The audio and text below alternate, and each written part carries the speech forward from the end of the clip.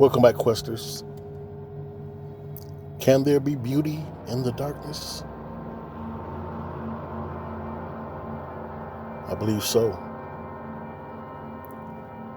Today's guest is a good friend, and she comes from that line, that sensual, dark flavor, like a Morticia Adams, Marilyn Munster, Elvira, Danny Devine, a good friend, owner of KPNL Radio, and dedicating her life to the mysteries of the paranormal.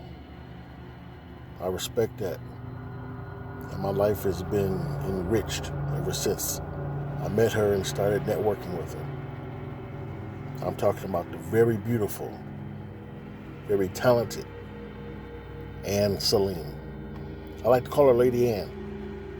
Today we'll be talking paranormal, cryptids, all that. I know she's big on camping as well. We'll go into all that. Great conversation with this great person. And I'm just honored to be able to talk to her. So with that being said, I'm Roy Washington, and this is The Quest. Stay close. Please don't tarry too far. Stay within the protection of the quest. Any slight change of temperature, any visual, any audio you may hear, is quest. Any feelings, any thought patterns, quest. Stay within our reach. Stay within our protection. You are connected to the quest.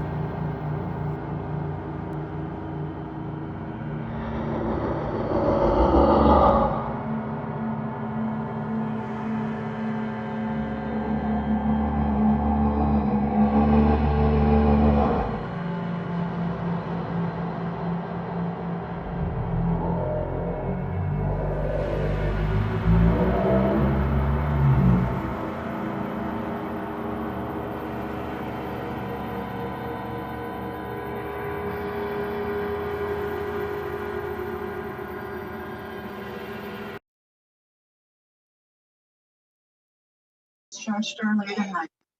That's good news, right? She'll be okay. She got some very good pre-hospital. I'll probably say. Hello. Hey, how you doing? Good, how are you? Looking good. Thank you. Mm-hmm. You partial to the dark, aren't you? I am. But you can see me, so. Oh, all right. Wow, breathtaking. Uh-huh. Goodness, so thank you. Yeah. So how's it going?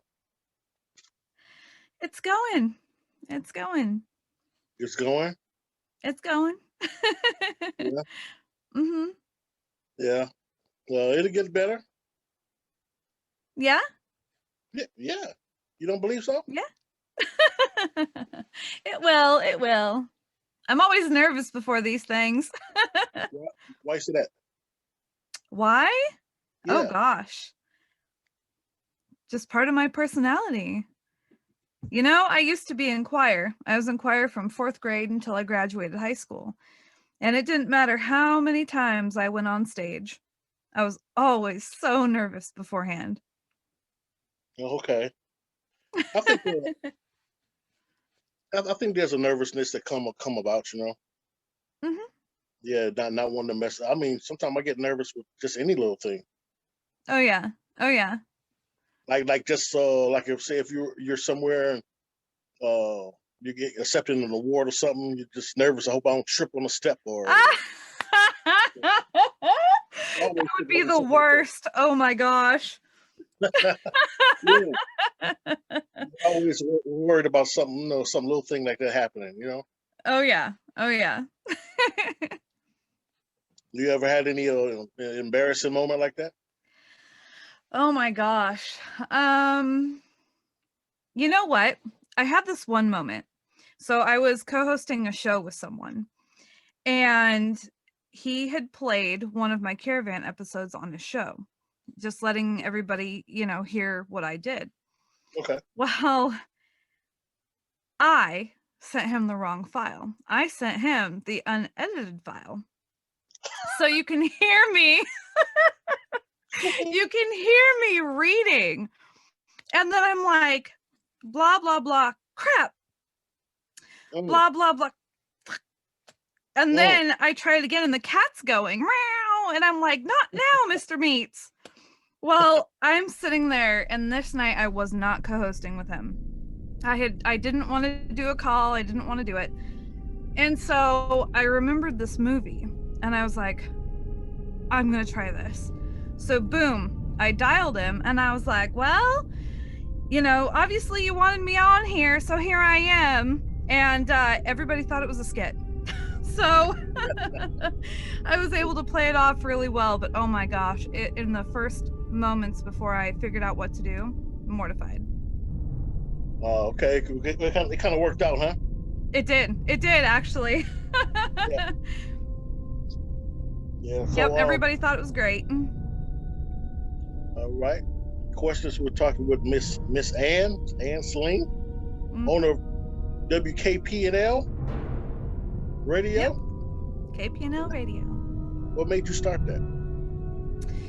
Well, at the time, I just had the Caravan Library of Lore, my podcast, and I was co-hosting with my co-host at the time was Vance Nesbitt, and we had a page on the Caravan that kind of said, I think it just said on air now, and it was a schedule, Monday through Sunday schedule of everybody else's shows that, like Into the Fray was on Thursdays, and I loved the community. I loved everything that everyone was doing.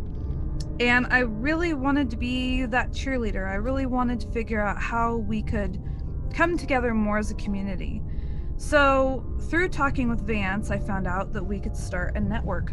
And so originally we had started, we kind of built it a little bit, put the name KPNL towards it, it stands for K Paranormal.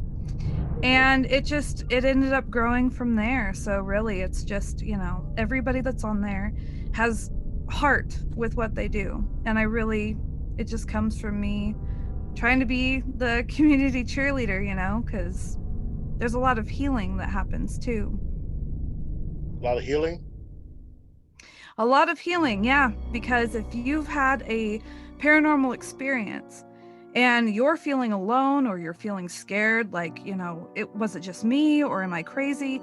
All of a sudden, when you find other people that have had experiences like you and you come into a community of people like this, it's a very healing experience. I mean, my very first show, I went on, I think I was episode 48 on Into the Fray Radio. And I was just basically telling my story from childhood because I've had so many things happen. I had people message me from like, it was like Australia and Norway, and they're like, we've had the same experiences that you have had, and it was just really, really healing. Okay. Yeah, and especially you hear about these guys that may have Bigfoot sightings and stuff. They serve in the military or whatever, and they're threatened with their careers if they don't keep their mouth shut. Right. I mean, that can be pretty damaging as well. Yes. Yeah, so it really is. You're threatened not to speak. Mm-hmm. Right, and that's been the wonderful thing as well. People can come on shows and be completely anonymous.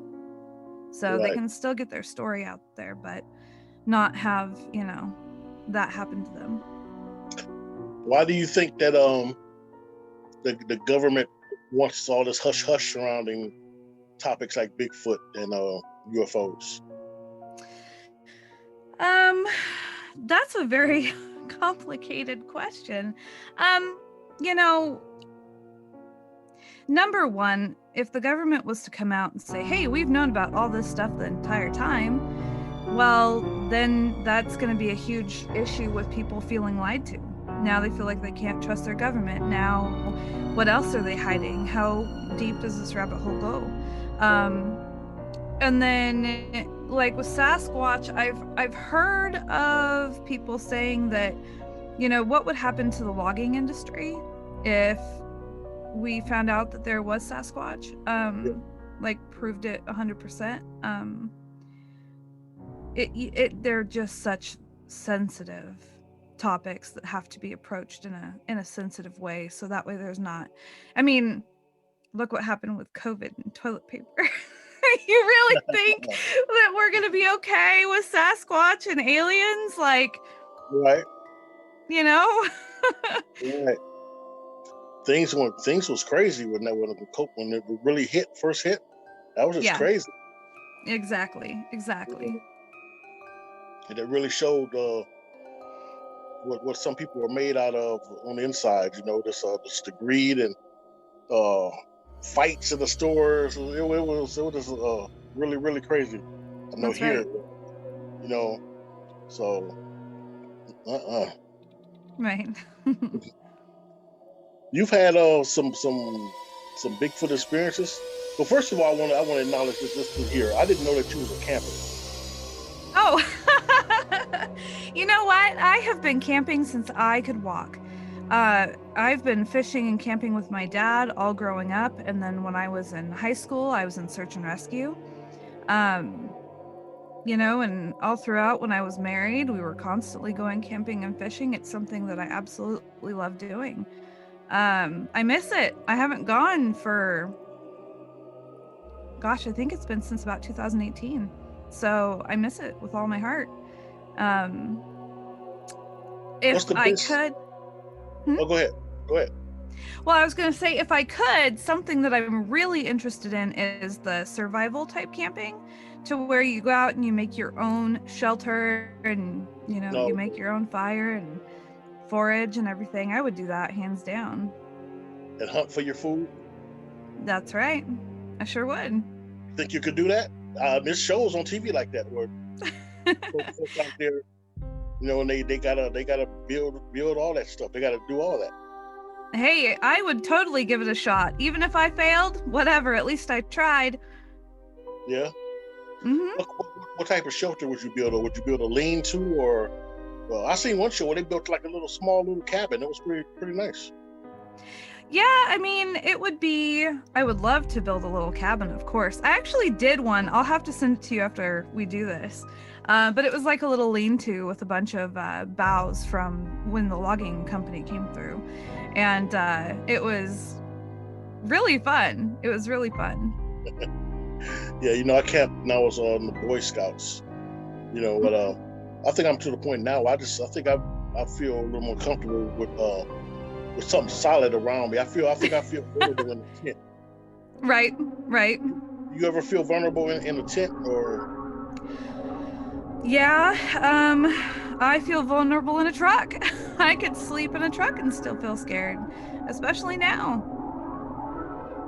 Why? I mean, not even talking cryptids, talking just a bear or something. Why would you feel vulnerable in a truck? Well, I would only feel vulnerable in a truck because of the whole cryptid factor. But when it comes to regular animals, bear, cougar, coyote, I mean, it doesn't bother me. I've been out in the woods where we've had our tent surrounded by coyote. I mean, it's just kind of, yeah. Yep, we'd wake up and in the snow there was a ton of footprints all the way around the tent and leading out to this other path in the woods, and I never thought anything of it. So coyotes normally don't attack humans, right? Am I correct? I've never experienced it, and I've lived around them since I was really little. Because I'm sure they probably knew that you guys were in there, but just probably just investigated a little bit and moved on then, I guess. Yeah, I think so. Wow. Yeah, I'm scared. I'm scared of some wolves, mountain lions, all that stuff. So I got to be in a cabin. Yeah. I do plan on camping again, but I got to have a cabin up in the upper Wisconsin area. Yeah. Yeah. So tell me a crazy experience you had with just a natural wildlife. The only crazy experience that I really had with wildlife was when I was probably about 9. Okay. I think I was 9. So where I grew up, we had about an acre of land up on this hill. And you'd see deer and you'd see elk and coyote and everything. Well, I was out in the very back towards the tree line. And sure enough, there was a bobcat. But it just stared at me, and I just stared at it. There wasn't any... I didn't feel fear. I didn't feel threatened. It was just kind of an observation. And then it went back into the woods, and that was it. So that's all. Guys never been charged or anything, or ever had anything No. growl at you or anything, huh? No. What was that Bigfoot experience like? That changed my life. That was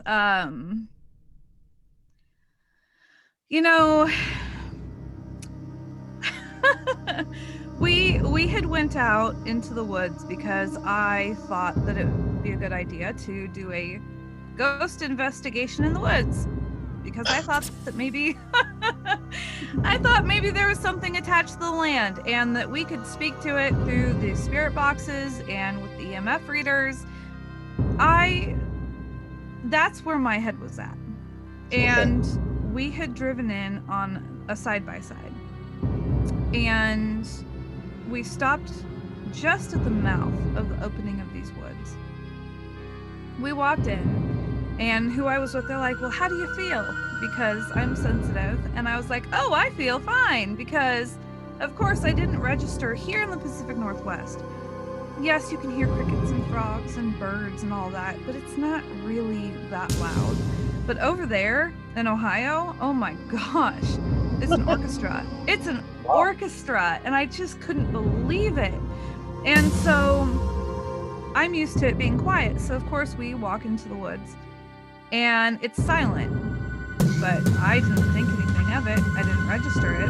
So, I'm sitting there going, oh, I'm fine. And we go in and we lay down these blankets, and they set up the equipment. And I sit down on the blanket, and I'm just kind of listening. They're kind of doing their own thing. And off behind me, to my right, I hear something walk. And I just kind of pause, and I'm like, that's not a bird. It's not a deer. This was clearly 2 feet. Clearly. Okay. But it only did a couple steps. So I'm just kind of like, now I'm brushing it off. Leaves fell. That's what I'm thinking. It's leaves. I'm just being a scaredy cat. So whatever. So I'm sitting there. And then I think that I hear this really low, guttural growl thing. And I'm like, all right, I'm a big wiener. This is just all on me. So I stand up, and I'm now facing to what was behind me, and I've grabbed a flashlight. So I'm standing there, and I'm like looking back and forth. And then at one point when I'm looking, I see something standing next to this tree. Okay. You can see the head, you can see the shoulder, the body. It's like its arm is wrapped around the tree and it's just standing there. Okay. It's like there's this the place where the eye would be, but it's like this deep black darkness. Yeah. And I'm like, I just need my glasses. I need to be, that's what it is. It's my imagination. I've got a great imagination. I should be wearing my glasses. And then I take my flashlight and I turn it somewhere else. And so Then I look back and it's not there. So to me, that confirms it's my imagination. So, boom, I douse the light. And this is when we hear the loudest smack, like an open-handed whack against the side-by-side that we drove in on. Like something just decided to slap the side of this thing. Right. Well, the people that I'm with are laughing. We grew up in these woods, they say, and they're in paranormal mode because I guess I'm new to this investigation stuff. Okay. But when they go to do like the haunted places, you're used to hearing sounds. I guess that's just part of it. So it's like, okay. And they're laughing, and I'm just standing there. Now I'm putting everything together in my head. I heard something loud. I heard something red. I thought that I saw something. Now we all heard an audible smack. So now I'm frozen because I don't have fight or flight. I have freeze. And they're like, "Are you okay?" And I'm standing there, and I'm like, "No, nope. I want to go. Can we go out to the field? Can we go? I want to go out." And that's exactly how I was just like, I just wanted out. Okay. So they're like, okay, we'll go. And we pack everything up and we get in the side by side and we back up, we leave and we go sit in the field. And I'm like, okay, I feel better here. I feel good. I'm okay, And so when we were in there intuitionally too, it really felt like we were encroaching on somebody else's space. Okay. So again, that, was it my intuition or was it just me being scared? So then we get out to the field and I just feel so much better. Until the person that I'm with decides to play the Ohio Howl. And I had no idea that she was going to play it. I didn't know anything about it. So she holds up her phone and she's playing the Ohio Howl. When out of the trees comes that sound, like it's a replica sound. It's the exact sound, but it's real and it's in front of me and it's coming out of the woods and it's right there and I'm hearing something. So I've been in this community for 6 years, 7 years now. Okay. I've known about Sasquatch, right? And it's not that I ever discounted anyone. It just wasn't part of my reality. Right. I had not had the experience. So now I'm standing there and I'm like, monsters are real. Like, that was my exact, I'm just really trying to wrap my head around what's going on. And then we get in the side by side. Everything's okay. We're good to go. And that's when you hear it. It sounds like it rips up a tree and then smacks it against another tree. And at that point, I'm like, go, go, go, go. Just like, start it and go. Knowing that with all the stories that I've ever heard, there's usually more than one. They'll bluff charge you. They'll flank you. Yeah. So one of the people were in the back with the night vision camera scanning the wood line. And the other thing too is that gator, that's not going to go that fast. If they really wanted to, they could just come out and just knock it over. Yeah. Run faster than that thing. And so I'm just like literally thinking, what am I going to do if I see one of these things? What am I going to do? Like, I just in that moment too, I was like accepting that, okay, well, if this is it, well, okay. Well, it's been a good run. It was bad. And it took me about 5 days to really be able to talk about it without crying, without freaking out. And even now, like, because it was just last month. But I laugh because I'm just in disbelief. Like, did that really happen? And if that happened like that, which it did, I mean, there was other people there, what else is real? Boom, Dogman pops in my head, and I'm just like, no. Like, oh, this is too much. Yeah, Dogman might have been a different story. No, thank you. But so when you guys go out, what kind of protection do you guys carry? That day we didn't have any. Okay. But if you're going, you go squatching, because you said you guys like to go squatching or whatever, So I mean, do you have some kind of a plan B just in case it go wrong?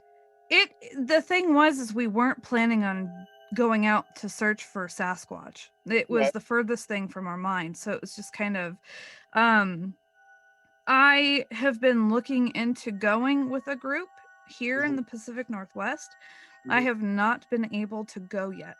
So all of that stuff is still brand new to me, and I'm not sure. I mean, I personally don't carry a gun. I know that the way that I pull the trigger and the way that I breathe causes me to shoot up into the right or down into the left, and so I need to correct that still before I feel comfortable with, owning one and all that. Wow. Yeah, it seems like you need some kind of plan just in case that thing went south. I had Dave Schrader on. I mean, Dave Scott. Dave Scott. He shocked him. He said, he was saying that it'll be a great death if it happened by the way of Bigfoot. I can't see Dave is a brave man.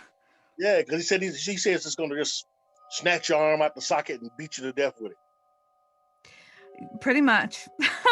I mean, in that moment, it was definitely, that's what was going through my head. But there is a second half to the story that is a little bit more controversial. So after we got back to base camp, pretty much. Okay. I had time to calm down. I had time to think. And there are two different camps in the Sasquatch world. You have the side that thinks it's more primate, and then you have the side that thinks that it's the alien, invisible side of things. Right. Well, you don't know unless you try the process of elimination. So we had the spirit box, and I decided, why don't we try to communicate with it with the spirit box, and maybe we'll know, we'll see.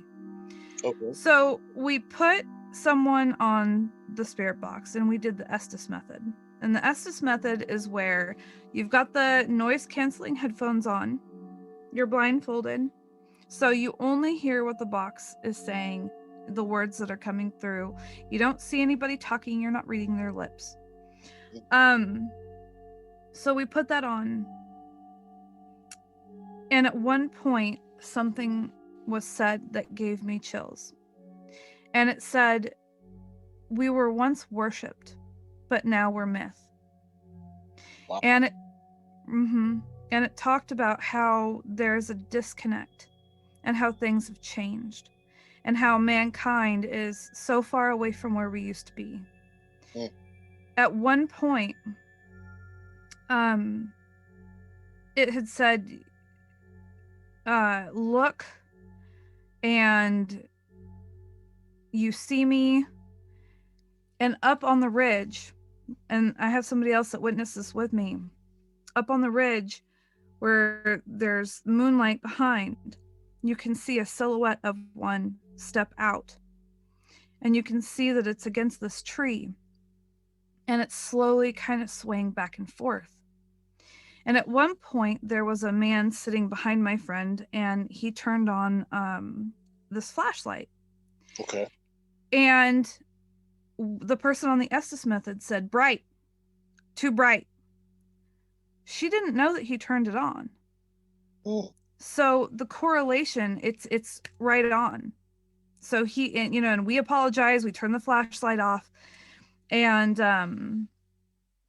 but it was very spot on. You know, it said, "Look, we saw something." Turn a flashlight on. It said, "Turn," you know, that was too bright. The messages about being attacked, you know, attached to the land and the loss and the differences between now and back then. So, Wow, yeah. that's a pretty good story there. It was really powerful, that's for sure. And it gives me, of course, it leaves me with a lot more questions than answers, because what is it? Mm-hmm. And here's the other thing though too. Was it really Sasquatch? Or could it have been something else that could manifest as one that does have these abilities to speak through the spirit box? Okay. I mean, we just don't know. No, you don't. No. Are there? I'm not trying to say that you're a Sasquatch expert, but are there different types of Sasquatches? Because could it be like some out there that look more like Neanderthal man, and then you got the full god of Anubis looking? But no, that was the dog Well, man. you know, to be honest, I did not want this to be a part of my life. I've heard about things, and I do know through the community that there are different types. I think that if you Google Sasquatch types, there's actually like a picture, and there's drawings of the different kinds and the different shapes of the faces.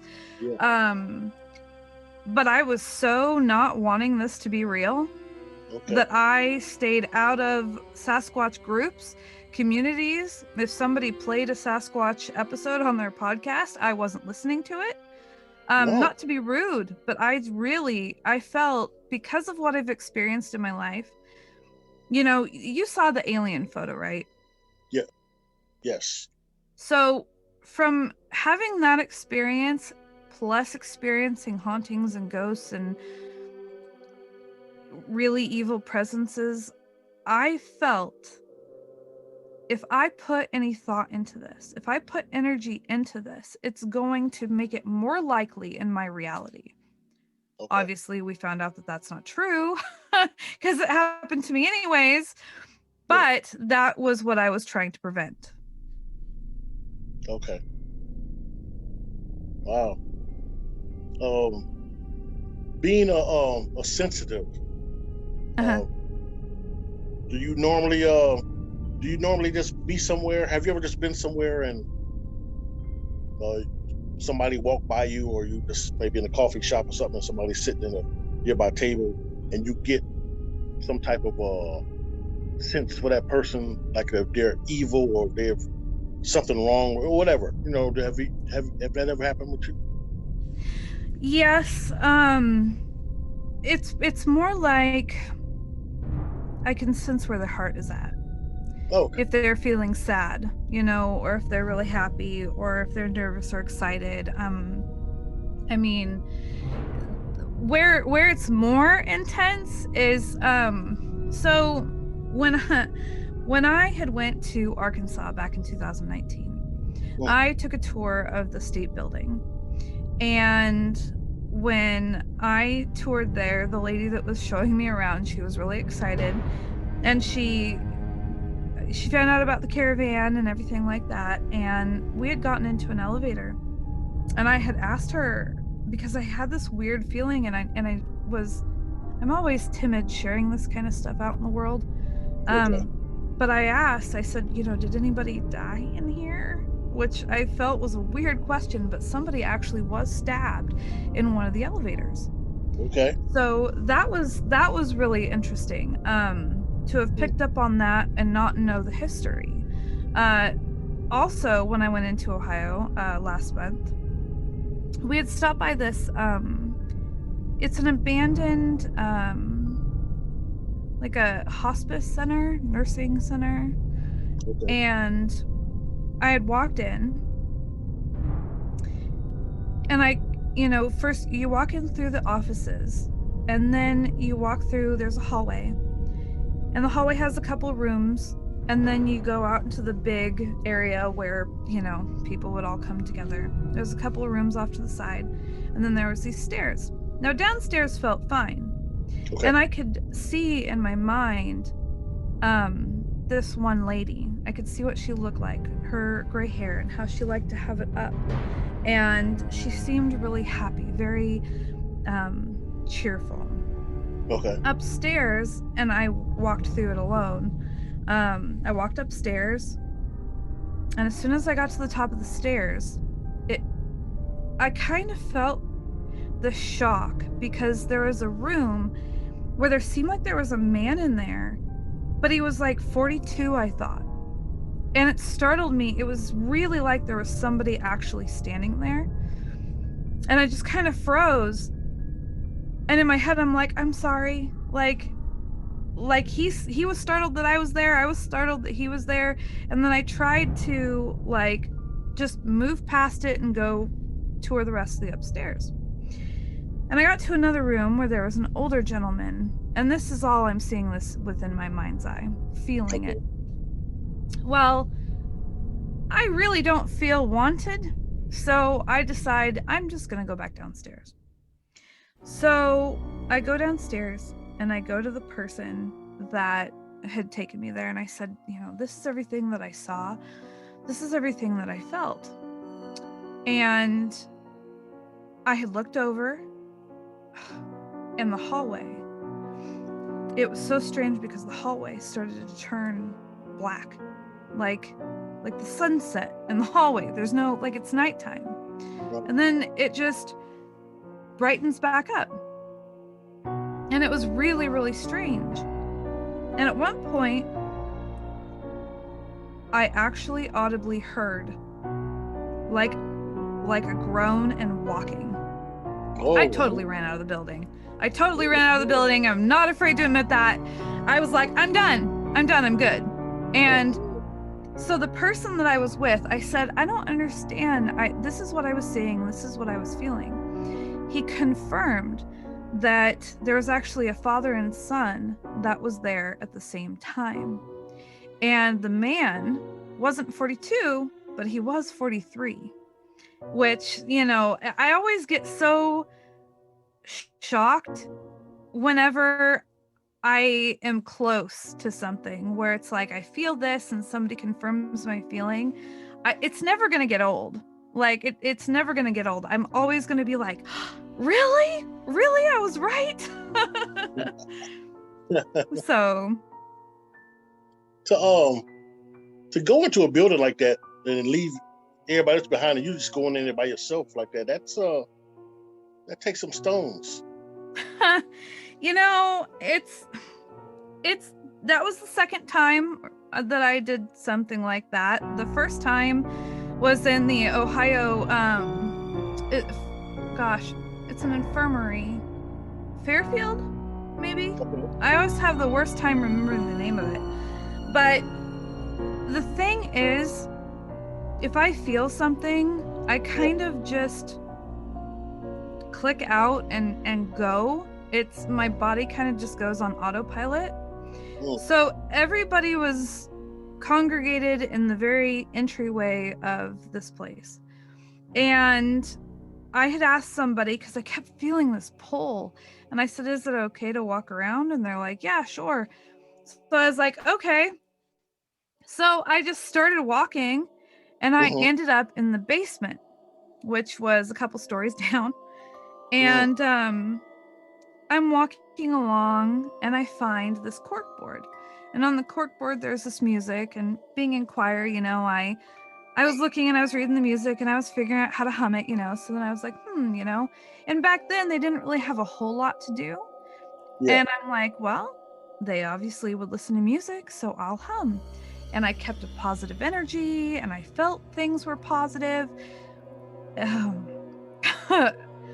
And that was when I felt a hand literally go up my hair like this and grab my hair, its fingers on my head, and I sprinted up all those flights of stairs and back up to everybody, and I'm just white as a sheet, and they're like, what happened, and I told them. Well, so here I was terrified, right? But I had enough time to breathe and shake it off, so I thought to myself, you know what, that's so rare. Seriously, that is so rare. That's not going to happen again. So that means I'm safe. So I went back into the building alone. I just didn't go back down to the basement. Well, you went back in. I did. And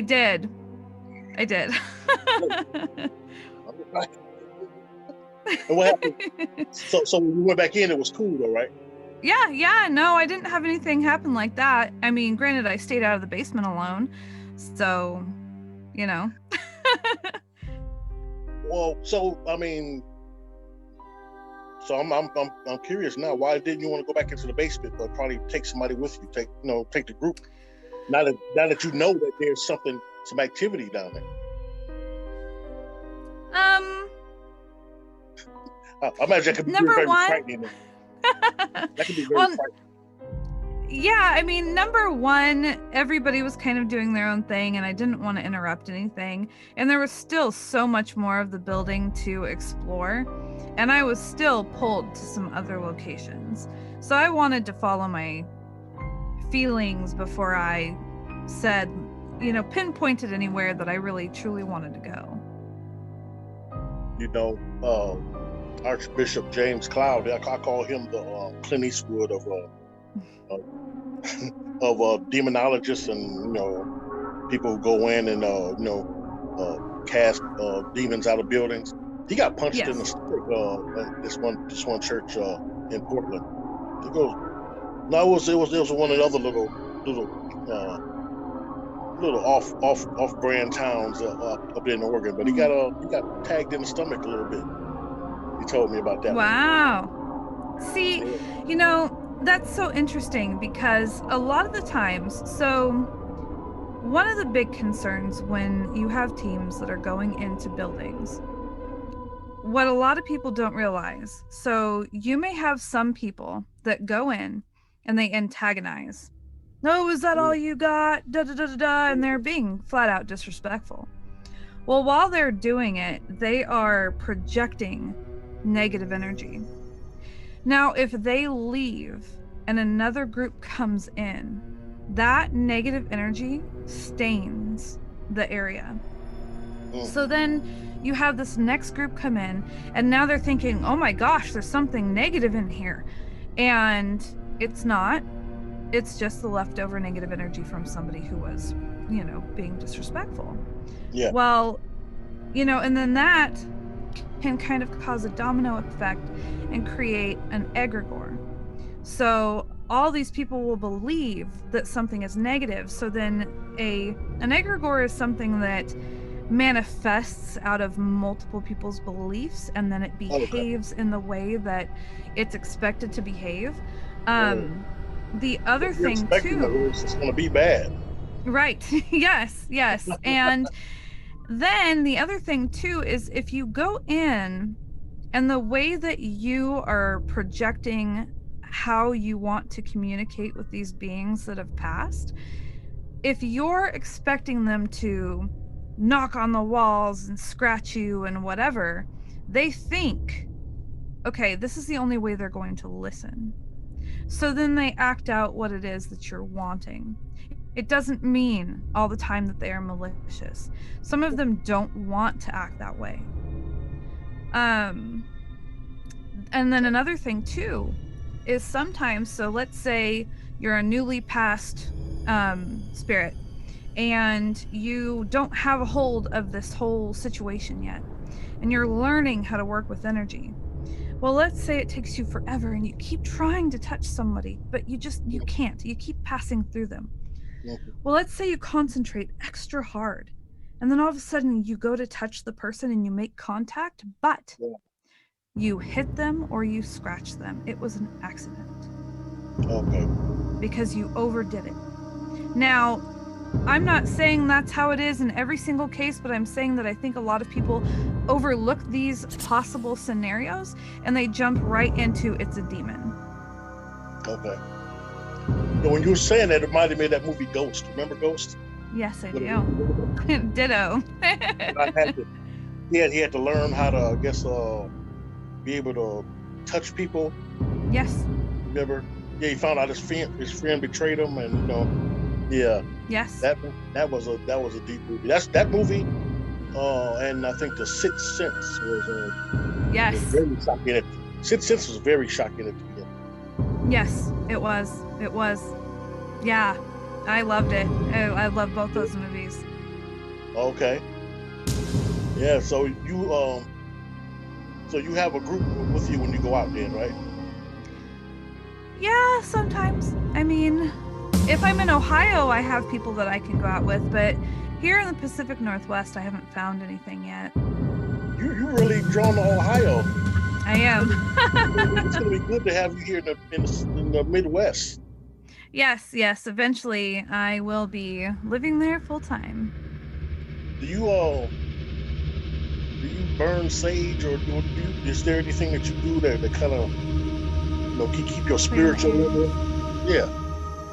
Yeah. Let's see. So many thoughts going through my head. So I started out in healing group when I was 15. And healing group was where we were I was learning how to work with Reiki, and we were, running Reiki on each other. I learned a lot of the protection and stuff during that time. So yes, I burn sage. I'll burn white candles. You put intentions out there before you light your candle. I burn Palo Santo. I know some prayers. There's one in particular that I use before, like, especially if I'm clearing a house or if I am, just wanting to kind of re-up the protection in my home. And it always makes me feel so good when I say it. So it's really powerful. Salt. I heard people say that salt, sometimes they put it on their windowsill or the doorway or whatever.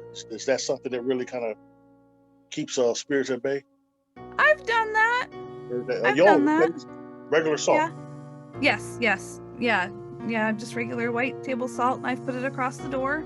I've put it around my house. I've put it in the windowsills. So. When you told me about your experience when you guys are searching for missing people, and you were a young person, were you sensitive back then at 14, 15? I was born this way.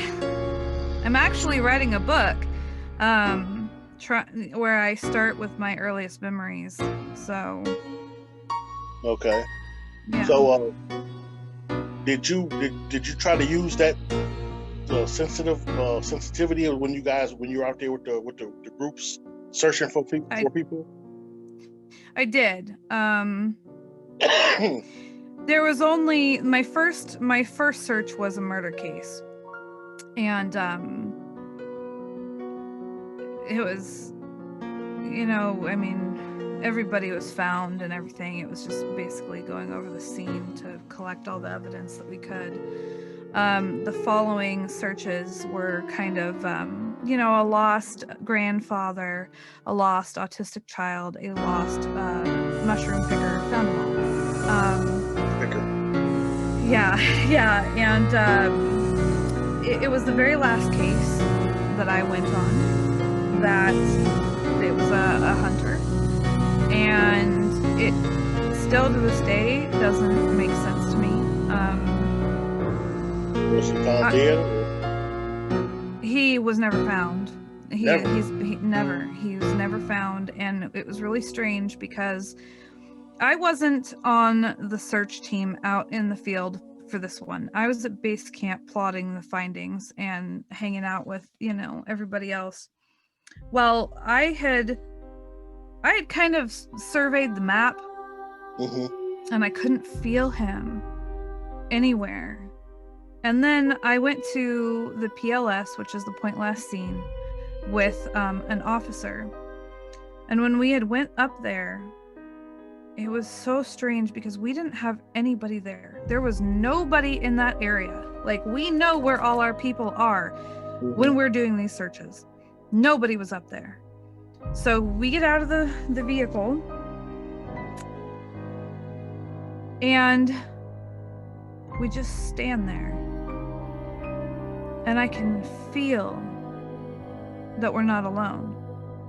And then you can hear talking that is out in the woods, but it doesn't make sense, and you can't make out the words. And this, I mean, here I was like 16, 17 at the time, and I was with a grown man who looked scared, terrified. And we were both like, he looked at me and he's like, get back in the car. And we got back in the car and we drove back down to base camp. And it was really, I'll never forget it. I'll never forget it. And then, you know, I was there when we had to call the wife in and, you know, tell her that we were sorry. And I believe that it's a case that David Politis has actually covered, but I think I've heard that he did, and I just haven't been able to go back over and look into it because it was just a lot. Yeah, David Politis, I love his work. I listen to him every chance I get, you know, just because it's just strange how people are disappearing. And then then when some are found, I've heard crazy stories of some. This one guy was found. He was a hunter too, and his partner went back to base camp, and he had stayed back for whatever reason, and whatever. But when they found him, he was like, it was like he was bent, you know, the way you shouldn't be able to bend, you know, backwards, you know. Yeah. You know what I'm talking right. about? And stuff in the truck, and I guess his head was turned all the way around. So, man. Oh boy. That'd be way too much. Oh my gosh. Oh my gosh. Yeah, I was thinking the other day, I don't think I could be a first responder. No. No. Like stuff like that, you know. I mean, I'm got a very weak visual thing as far as seeing stuff like that. Right. It messed me up. Oh yeah. Oh yeah. No, I was always terrified. I was always terrified that when we went out on a case that I'd be the one to find the person, you know. I mean, we did go through a post-mortem class, so that way we would know the stages of decomposition of the body. Okay. I was also actually looking into because you could transition from being in search and rescue to being in the police force, and you can. Yes. And so I was beginning to do this. I was starting to take some of the classes, and then I went into this class that was teaching the differences when you walk into a scene between a murder and a suicide. And there had been another a cadet who had went on a ride along, and it had been recent, and it was a suicide that they had responded to.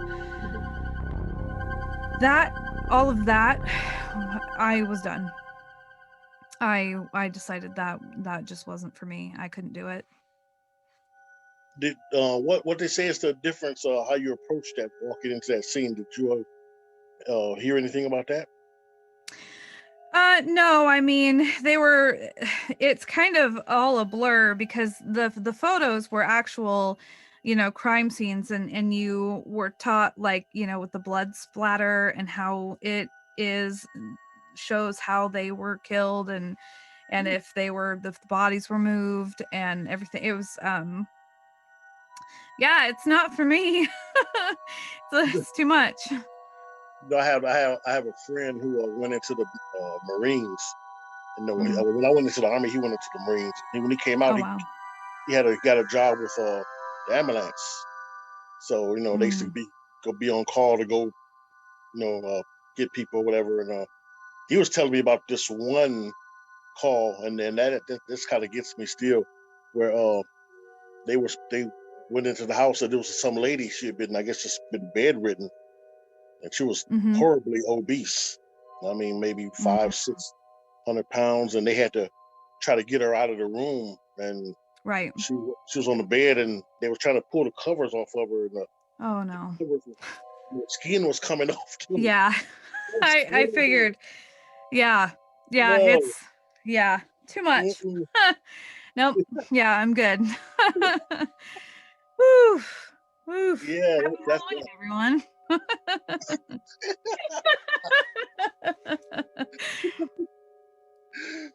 yeah. So it's I love the wildlife too. It's good that you love the wildlife. Like I said, I just want, right at this point, I just want more of a more around me when I'm sleeping, like a cabin instead of a tent.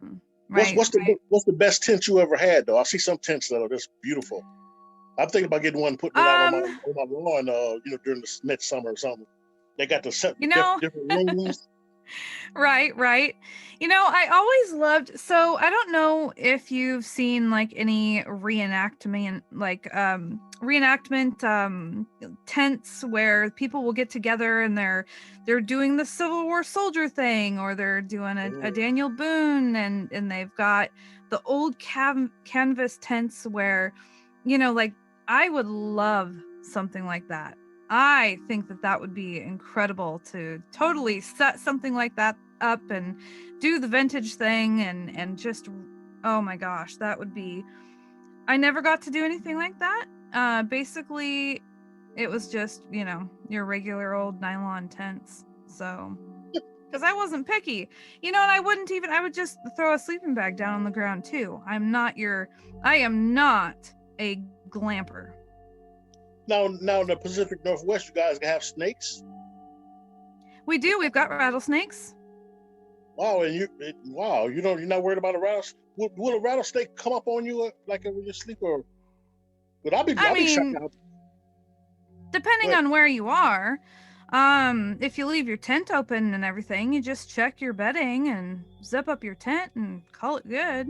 I mean, in my book. Yeah, I know in the military we had to, especially when we was out in the desert for 30 days, we had to really shake our boots out because of scorpions. Right. Yes, we have those here too.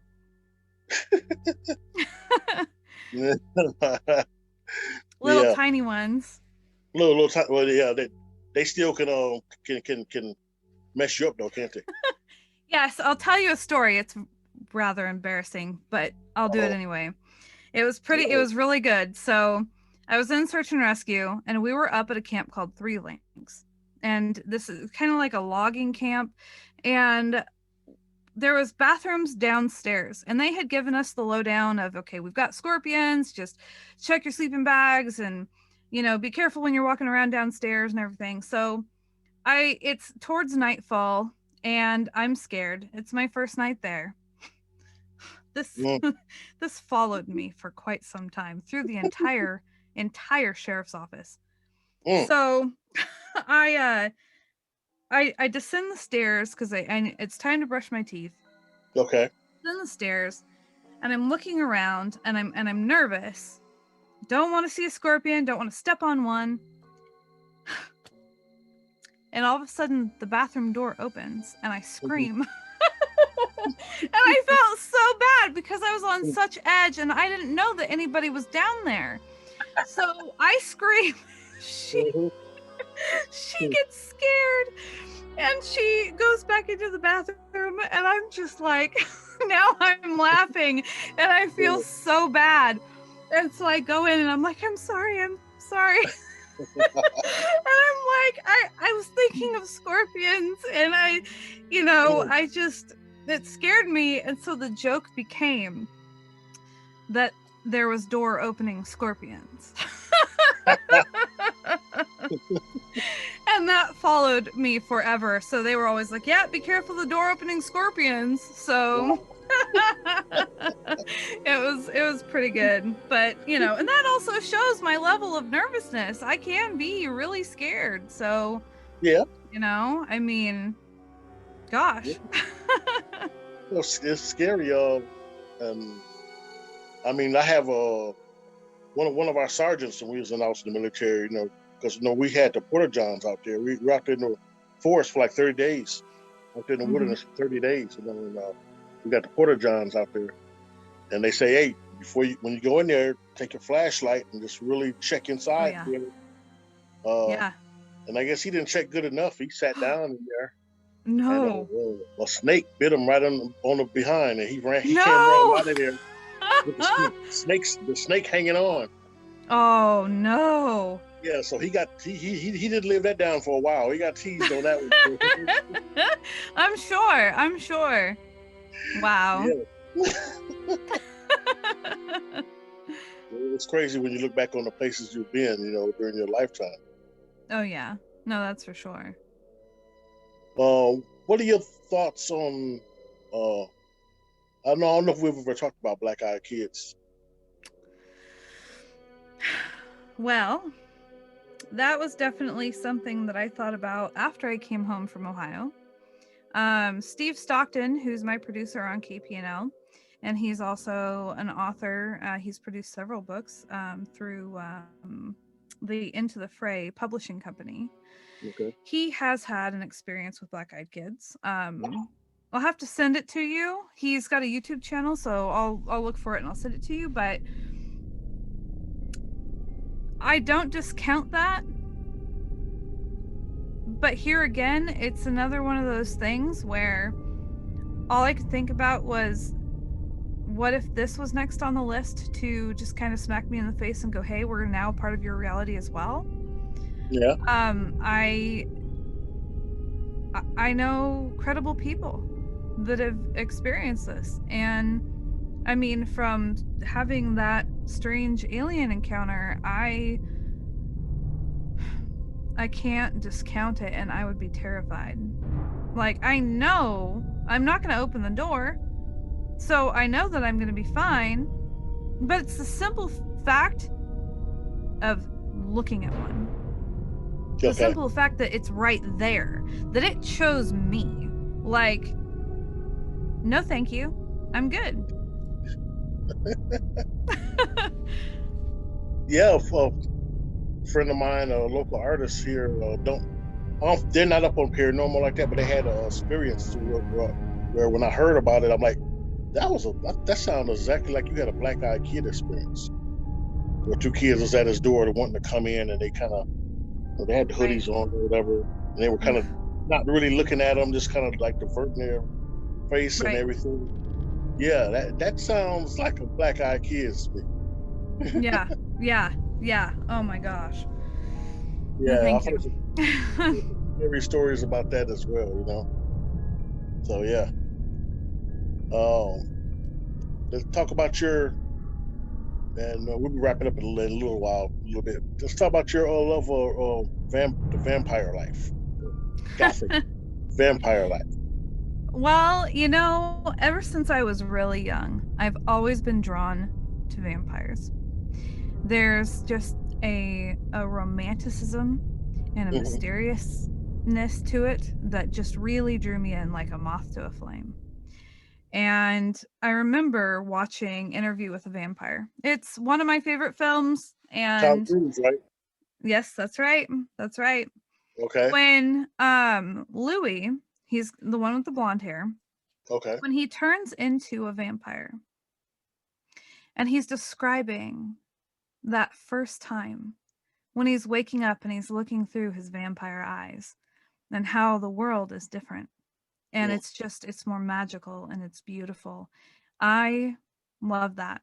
I love that so much, because that's kind of the way that I view the world is, I see the magic in every moment, and I identified with that moment so much. Well, I'm going to be dating myself here a little bit, but back in the days of AOL and the old AOL chat rooms, I came across this chat room where there was people that were into that kind of thing. And I had met somebody and we started chatting. Well, it was amazing because he told me all these stories, and I knew about the goth community, but I had Okay. no idea, no clue that there was any kind of vampire community at all. Well, then he showed me that he had fangs. And I Mm. was like, no way, no way. They're real? Like, and he said, yeah, and he had had them made by a dentist. And Okay. I couldn't believe it. So I held on to that. And then him and I somehow we just lost contact and I never heard from him again. But I never forgot about that. Hmm. So I went through life and I've talked to my dentists and everything. And I said, could you ever do something like this? And of course, they were weirded out. They had never had anybody ask them before. So I just, of course, I would drop it. Well, when COVID happened, I had decided, I was like, I'm going to go full into the caravan and I'm going to go full into KPNL. This is going to be my entire life. Wow. It's my passion, Yeah. and my entire family, they're all business owners. I was the only one. I was a dental assistant and I was the only one that wasn't running my own business. And I thought, you know what? Here's my sign, so I'm going to do it. Hmm. Well, when I did that and I got connected with more people in the community, I found out about Father Sebastian, and he's a master fangsmith. Well, Master I of who? went to his website. He's a master fangsmith. Thanks. Okay. So he makes fangs. Yeah, that And joy. so he did. And so I went to his website and he was doing mail order fangs. And I was like, no way. Like, I thought you'd have to do this in person, but now COVID hit, so they're doing it mail in. And I was just like, how perfect is this? It's meant to be. Finally, after all these years, it's happening. It's happening. And so, I had my telefanging appointment, and it was so much fun. Um, and then when I got my fangs, that moment when you finally have them and you put them on and you see yourself in the mirror for that first time, it is a complete and total transformation. You feel like when you've identified with something your entire life and then you Yeah. finally see that, Yeah. you just feel more whole and more connected, and it was really incredible. Yep. Does movies like that series that was very popular? They say those vampires were sparkly. Uh, Oh, well, there was Twilight. Twilight. Does Twilight Hmm. somehow kind of offends you in a way with you being part of the vampire community, or because I never understood why people had a problem with them. I thought they were awesome. To each his own. For me personally, we all look at the world through our own glasses. Right. So if we are creators, if we are artists, if we are authors, we are going to create the world that we have within us. And Okay. so how we see something, we want to put it out there. Like for me with the caravan, I love the theater of the mind. Mm. It's beautiful. It's something that it's like lost art as well, because now we have TV and movies and all that kind of stuff. Well, that was just that person's version. That was that person's world. It doesn't mean that I ascribe to it. It doesn't mean it's part of my reality. I can see why she did what she did and why it was portrayed the way it was. Yeah. And for what they were trying to go for, they did Mm. good for what they were trying to go for. But I don't take offense to anything, no. Your favorite well, I guess they'd probably be from the interview with Vampire, but other than that, Mhm. are you gonna date yourself even more by saying some of your favorite vampire actors or characters throughout the years? Um I mean, I appreciate everything. True Blood was great. I really loved that. I did watch The Vampire Diaries. Everybody has their own story. And I loved those, and I enjoyed them while I watched them. But nothing can take, the cake like for me with Interview with a Vampire. That's always going to be my number one. I was trying to get you to go back to Christopher Lee and Bela Lugosi. Yes, no, I mean the Dracula films and the old films are beautiful. They were magnificent. But for me and my heart and my personal journey, I'm probably always going to stick with Interview. Because I seen episode, the very first Koshak the Night Stalker. It's one of my favorite series ever. I don't know if you've ever seen that, starring Darren McGavin. In his very first one, it was a vampire stalking the city of Las Vegas. If you ever got to the point where you actually had powers and had to live off of blood, would you be the kind that would you have the heart to kill to get that sustenance, or would you be the kind of the rob hospitals and in the blood banks? No, I probably, gosh, if I had to survive, yes, and I didn't have any other choice, yes, well, I'm not going to kill anybody, and I don't want to steal. I would try to go the route of maybe, I don't know how a donor would work. Oh, okay. But I would try that route. All right, so you had a donor come by every I don't know how often you'd be hungry. I don't know either. That's yeah. Okay. All right, that's very interesting. That's very interesting. All right, so as we get ready to close up, it's been great talking to you. I've loved this. Give me some of your some of the best songs you've heard as of recently. Some of the best music you've listened to. Well, the best music that something that I absolutely love right now is and of course I don't know the names of it, but if you were to Google the soundtrack for Master and Commander. Master and Commander, okay. I really love the old Bach and that kind of the violins and everything. So that's what I've been listening to lately. Oh, you like that kind of music with the violins and all that now? I do.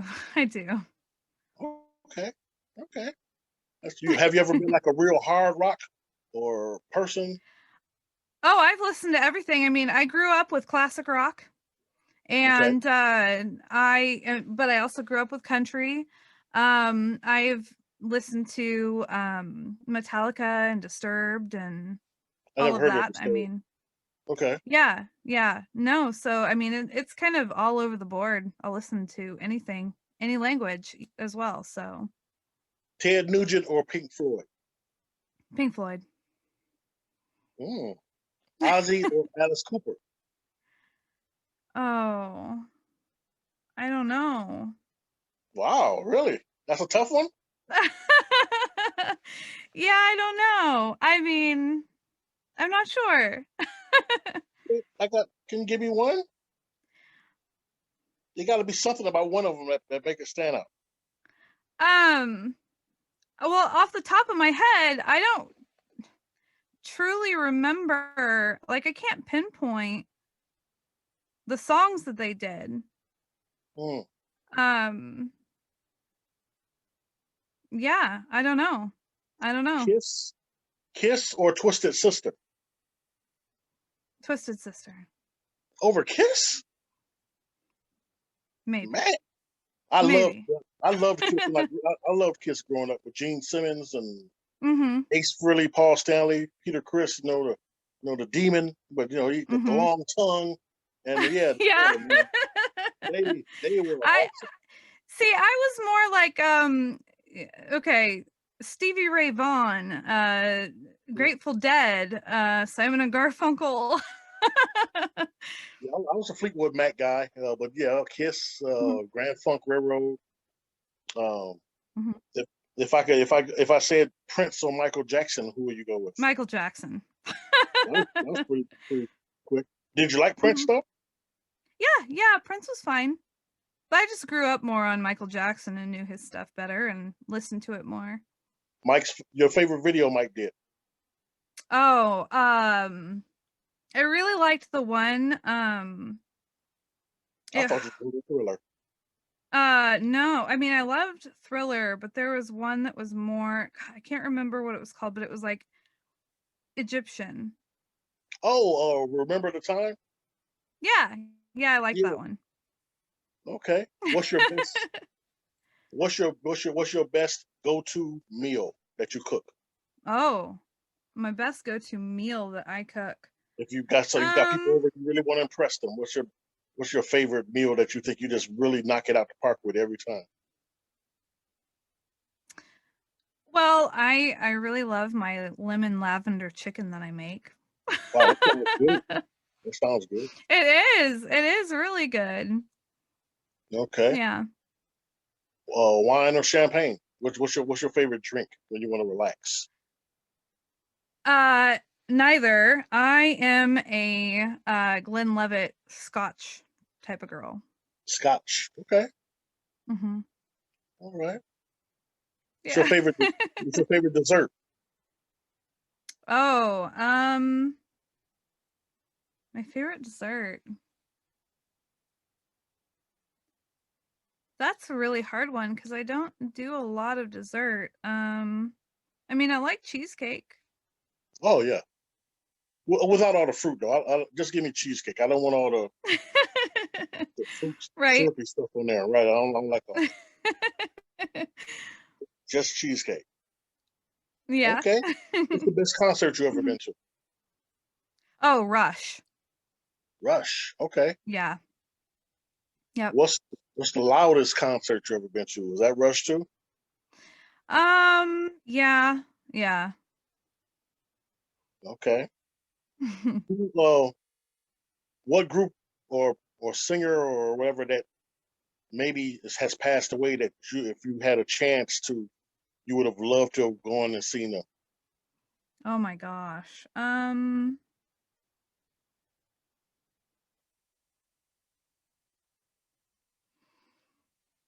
not sure. I've never really thought about that. And I can't Mm, think of who I really listen to that it's not here.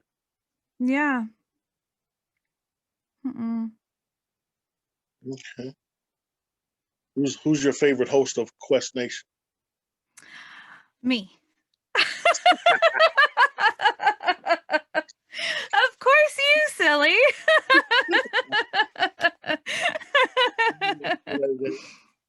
Tell everybody where they can catch you and where they can listen to KPNL and everything like that. All right. So with KPNL, you can go to kpnl-db.com. Mhm. With the Caravan, it's the Caravan of Lore. And you can just put that in Google. And then with Caravan and KPNL, you can just type that in on Twitter, Facebook, Instagram, all across there. And if anybody wants to connect with me personally, I am on Facebook under Anne Selene. Okay. Mhm. All right. So it was good talking to you. Yes, I love this so much. Thank you for inviting me on. All right. You look very well. All Thank right. you. You about to get in the kitchen and cook up something now? What you making today? I'm not sure yet. I need to go grab the little ones from school and then figure out what they want. Okay. Well, Yeah. thank you very much, and I'll be talking to you. Yes, You're thank you. one of my favorite people, and Selene. Oh, and you're one of mine. Thank you so much. Thank you. God bless you, and I'll talk to you later. All right. Bye. Bye bye.